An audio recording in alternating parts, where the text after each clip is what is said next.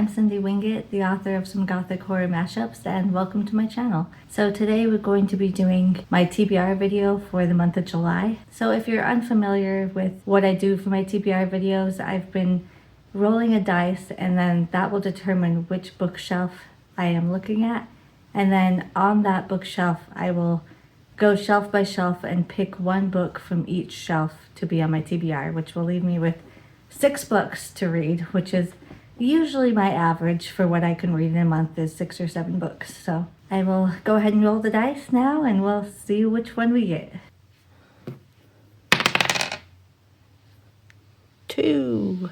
Okay, so that's gonna be one of my horror shelves. So up here we have some YA. These are all my YA hardbacks. There's so many I want to read, unfortunately. The Lies of Alma Blackwell is new, so that one's piquing my interest. Within These Wicked Walls I've been wanting to read for a long time. Same with All the Dead Lie Down. I really want to do that one too. I've read Kate Alice Marshall's adult thrillers, but I haven't read any of her YA horror novels, so that might be fun. Yeah, you know, I've been wanting to read These Fleeting Shadows for a really long time. So I think I'm gonna go ahead and go with that one. I'm not gonna grab it down right now though because I'm short and I want to have a stool. Okay, so let's come down here. This continues the YA. These are like YA paperbacks. Yes, there are a few hardbacks, but so I've pretty well read like all of these. So starting with Daniel Vega, I do like her. Oh, you know what? It's gonna be this one, The 13th Child, because I am a huge Aaron Craig fan, and I can't believe I have not read this one yet. It's insane. So I'm definitely going to be reading The 13th Child. And besides, look at that cover. Isn't that just gorgeous? Okay, we're gonna slide down here. Okay, it's still YA. There's a few adult on this side, but the rest of it's all YA still. The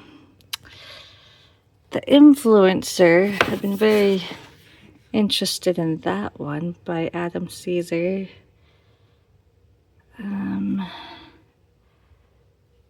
And probably this one, The Invocations. That one really piques my interest. Oh, you know what? I've been really wanting to read something else by Alex Bell ever since I read Frozen Charlotte and Charlotte Says, because I absolutely love these books. And I've really been wanting to read something else by Alex Bell, but I just never do. Maybe I'll do that.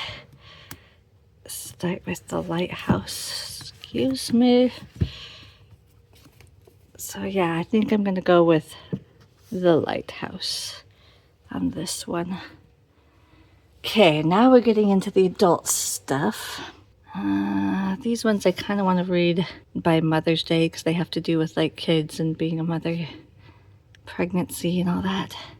These are all like gothic or haunted houses or small towns, like that kind of vibes. This one's brand new, The Farmhouse, so that one kind of piques my interest. But Don't Eat the Pie, I think this is like a southern gothic tale. That one would be good. Beneath, I love the cover on that one. That one is interesting. These two take place around Halloween, so I kind of want to wait for October. I'm not really in the mood for Wendy Webb, but I have been wanting to read Simone St. James's backlist titles, so I still have these 3 to go. An Inquiry into Love and Death, The Other Side of Midnight, and Last Among the Living. I still need to get to those, so maybe that might be a good one. Ugh, choices are hard. Yeah, I think I'm feeling some Simone St. James right now. Okay, maybe I'll get that out later because it's kind of hard to get right now. Okay, coming down here. Okay, I'm probably gonna need to move these guys. Okay, so we got some Ronald Malfi, which I just don't think I'm in the mood for Ronald Malfi right now. Adam Neville. I still haven't read anything by Adam Neville yet, which is crazy. Ooh, Midwestern Gothic. I really want to read that one because I loved Kill Creek by Scott Thomas, and this is his newest. So that one would be good. I definitely want to read some more Christina Henry because Near the Bone was absolutely phenomenal. And then The House That Horror Built was just kind of okay. So I kind of feel like I need to have a tiebreaker. I still haven't read anything by Anya Alborn either. These ones seem kind of summery because they're, this is like a vacation and they have like sisterhood vibes that are like just easy and fun to read, which kind of makes me think of summer. I don't know. I think I'm feeling the Ghost Tree right now. I mean, that could still be summery a little bit. I think I want to do that one. Okay, and then to our last shelves we go. I do want to do How to Make a Horror Movie and Survive. I still haven't read that one yet, and I really have been wanting to. These are kind of wintry, so I've skipped those. This one, I haven't heard very many good things about it, to be honest, but it's a newer one that I just barely bought, and it still sounds good to me, but the ratings have been low, so I don't know. And I definitely want to get to the Delicious Monsters. I've heard really good things about that one.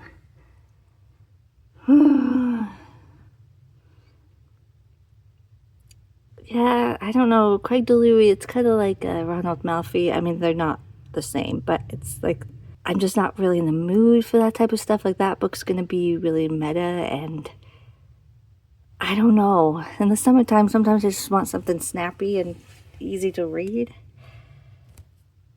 So, and Delicious Monsters is yet another YA. I already have like 3 YA on my TBR, so I don't think I want to have another YA. So I think I'm going to go with At the Bottom of the Garden.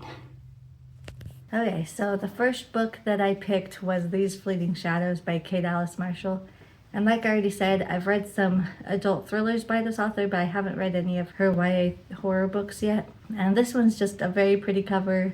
I'm a sucker for a pretty cover. I love covers with houses on them, and I think this is a haunted house type book, which is my favorite. I love it. So we have this girl who kind of estranged from her larger extended family. Her mom had like a falling out with the family, and she didn't want anything to do with them, and so she hasn't really met her like grandparents and aunts and uncles and cousins and all that. But when her grandfather passes away, they go back for the funeral, and then she finds out that she inherits pretty much everything. She inherits the house, she inherits a big portion of his money, but with the one caveat that she has to remain in Harrow House, which is the name of the house. She has to stay there for 1 year. If she can live there for 1 year, then she can get the money.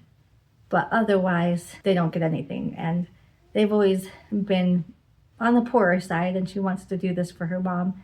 But she kind of instantly knows that something is wrong with the house, and it has secrets, and something's not quite right, and maybe she won't be able to survive that 1 year. So, sounds very intriguing, sounds very interesting, so I'm excited to read it. I like the Inheritance Games by Jennifer Lynn Barnes, and this seems like a horror version of that, so I'm pretty excited for this one. And then we have The 13th Child by Erin Craig, and I love Erin Craig. Pretty much everything I've read from her has been 5 stars. The sequel to The House of Salt and Sorrow wasn't necessarily my favorite. Like, there was moments that were great, but on the whole I didn't really care for it. But her other 2 novels have been 5-star reads for me.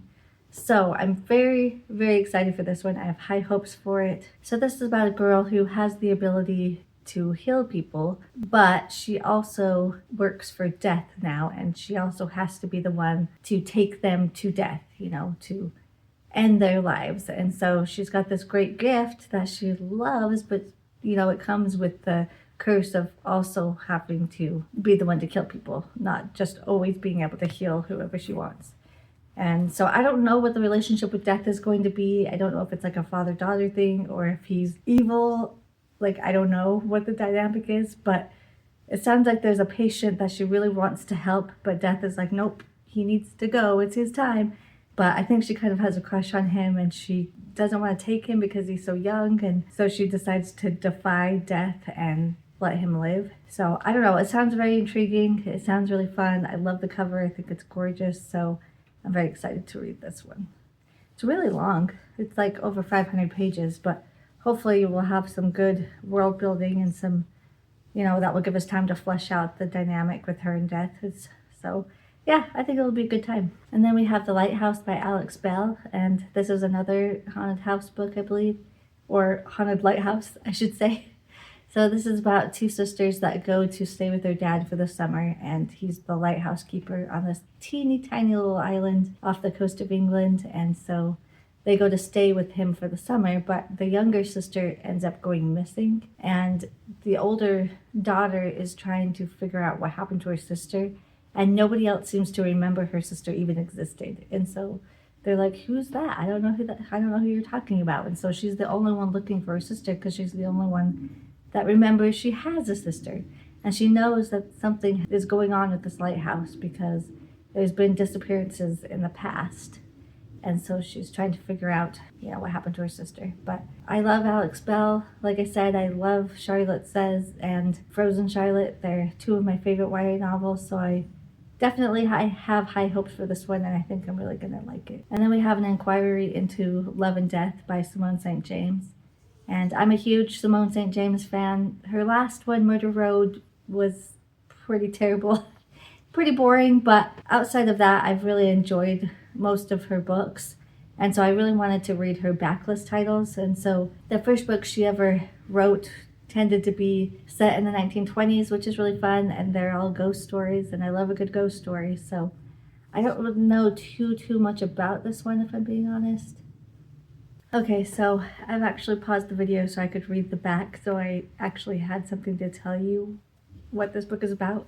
So it sounds like this woman, Julian, is going to Oxford to go to school, but her uncle passes away and he doesn't have anybody else in his life to pack up his belongings and get his estate in order, and so she has to be the one to do it. So she travels to his home to pack up his stuff, but then different ghostly incidents start to happen, and she starts to think that an evil spirit is trying to enter the house. And there's been a folk tale around the place. His name's Walking John, and so it's kind of been this local legend for a while that Walking John will get you. And so now she's kind of wondering if her uncle's death was an accident, or if he was murdered by a ghost, essentially, or maybe somebody else sinister in the area is there. It sounds like there's going to be a bit of a romance with an inspector from Scotland Yard, so I always enjoy a good romance in my books, so I think it adds a few layers, so I'm excited for that. And then we have The Ghost Tree by Christina Henry, and this is about missing girls who have found torn apart in the middle of the woods. And our main character, her dad died a few years ago and his heart was missing, and it seemed a little bit similar to these missing girls. And so now she's taken it upon herself to figure out what happened. She thinks maybe it's a wild animal or something. And she wants her friends to help, but they just aren't really interested. They just want to, talk to boys and have fun. So I guess, this sounds like a YA novel, so I might have 4 YA novels on my hands. I thought this was an adult novel, but when I read the back, it's sounding YA, because she's talking about her dad and her friends being interested in boys and stuff, so that doesn't really sound like an adult novel. But anyways, so she's kind of on her own trying to figure out if there's something in the woods that's, taking people. I don't know what the ghost tree is, but it sounds like it's a spot in the woods where they used to hang out, but I'm guessing there's something more sinister about it. So I'm anxious to find out what that's all about. And then last we have At the Bottom of the Garden by Camilla Bruce. And like I said, this hasn't been getting good reviews. Everybody that I've seen review this book has said it's either not good or it's just okay or that it's boring. But the premise just sounds so good, and so I still wanted to give it a chance anyways in case I like it. So this is about a group of girls who lost their parents and they are forced to go live with their aunt, but their aunt has a dangerous secret, and we're led to believe that she's been murdering people and burying them in her garden. And so she really doesn't want these girls on the premises because her secret might get out. But one of the girls ends up being able to see ghosts, and she sees, a specter in the garden. So I don't know, it sounds really good. So despite having bad reviews, I just wanted to check it out for myself and see what it's all about. I'm sorry that there always seems to be airplanes flying around my house whenever I try to record a video, so I apologize for that. But those are the 6 novels that I plan on reading this month, and if you're interested in any of these books, then stick around for the July wrap-up to see how I felt about them. I'm excited to apparently read a bunch of ghost stories. I didn't realize at the time that a lot of these books seem to be ghost stories, which I'm fine with. I love ghost stories, so let's go. I hope you enjoyed this video. If you did, please give me a thumbs up to let me know. Please subscribe to my channel if you haven't already. I post every Friday, and I hope to see you in the next one. See ya.